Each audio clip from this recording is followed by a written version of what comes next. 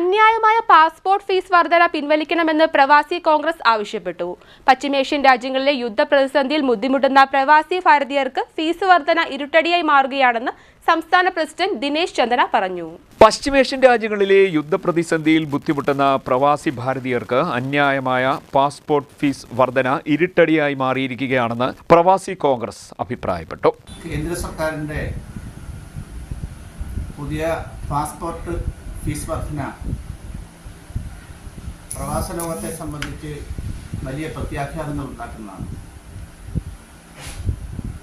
പശ്ചിമേഷ്യയിലെ യുദ്ധ സാഹചര്യത്തിൽ പ്രവാസികൾ ഉൾപ്പെടെ അനുഭവിക്കുന്ന വലിയൊരു ബുദ്ധിമുട്ടിൻ്റെ കാലഘട്ടത്തിലാണ് ഈ അമിതമായ ഫീസ് വർധന. ഇത് കേന്ദ്ര സർക്കാർ പിൻവലിക്കണം. ഇത്തരത്തിൽ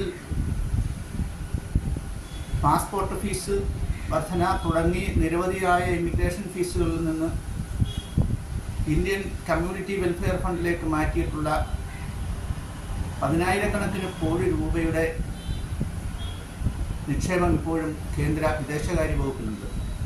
ഇത് വിദേശത്ത് ഒരു പ്രവാസിക്കുണ്ടാകുന്ന ദുരിതങ്ങളിൽ അവർക്ക് തിരികെ വരുന്നതിനുൾപ്പെടെ ചിലവഴിക്കേണ്ട ഈ പണം കാര്യക്ഷമമായി കേന്ദ്ര സർക്കാർ ചിലവഴിക്കുന്നില്ല എന്ന ഒരു വലിയ ദുരന്തം കൂടി നമ്മുടെ മുന്നിൽ നിൽക്കുകയാണ്. അതുപോലെ തന്നെ 10-40 വർഷക്കാലമായി വിദേശത്തേക്ക് പോകുന്നവർക്ക് അവരുടെ വിദ്യാഭ്യാസ യോഗ്യതയ്ക്കനുസരിച്ചുള്ള എമിഗ്രേഷൻ ക്ലിയറൻസിന് വേണ്ടി ഈടാക്കിയ പണം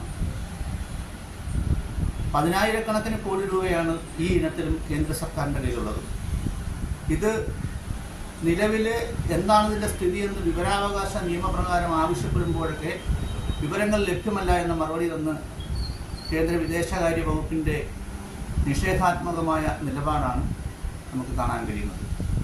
ഇത്തരം വിഷയങ്ങളിൽ കേന്ദ്ര സർക്കാർ പ്രവാസി ക്ഷേമം എന്നതിനപ്പുറം പ്രവാസി ദ്രോഹ നടപടികളാണ് നടത്തിക്കൊണ്ടിരിക്കുന്നത്. ഇത് പുനഃപരിശോധിക്കണം എന്നാവശ്യപ്പെട്ടുകൊണ്ട് പ്രവാസി കോൺഗ്രസിൻ്റെ നേതൃത്വത്തിൽ ശക്തമായ സമരപരിപാടികൾ സംഘടിപ്പിക്കുമെന്നും വൻ തീരുമാനിച്ചിട്ടുണ്ട്.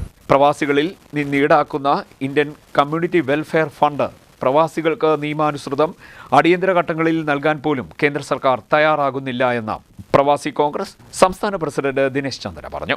ഈ നിലപാടിനെതിരെയും ദശാബ്ദങ്ങളായി പ്രവാസികളിൽ നിന്നും പിരിച്ചെടുത്ത എമിഗ്രേഷൻ ഫണ്ടിന്റെ കണക്കുകൾ ലഭ്യമല്ലെന്ന വിവരാവകാശ മറുപടിയിലും പ്രതിഷേധിച്ച് പ്രവാസി കോൺഗ്രസ് ശക്തമായ സമരപരിപാടികൾ ആരംഭിക്കുമെന്നും ദിനേശ് ചന്ദന അറിയിച്ചു. CDNet news, Kayamkulam.